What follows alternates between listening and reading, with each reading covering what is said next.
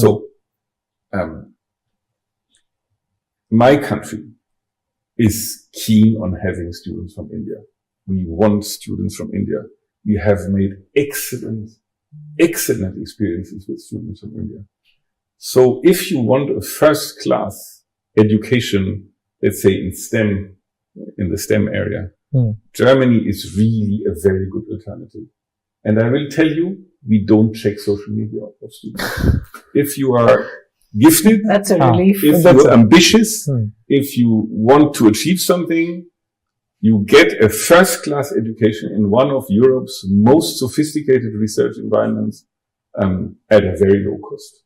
So I think now is the time to think about Germany. We have 50,000 students of original Indian students in Germany, and we are ready to take more. I think I frankly do not understand how one can limit the number of foreign dedicated ambitious students to a country who are even ready to pay $60,000-$70,000 fees alone, for universities in the US. Now, go to Munich, which is maybe the technical university. Munich is one of the world's best technical universities. Fees for non-Europeans are $4,000.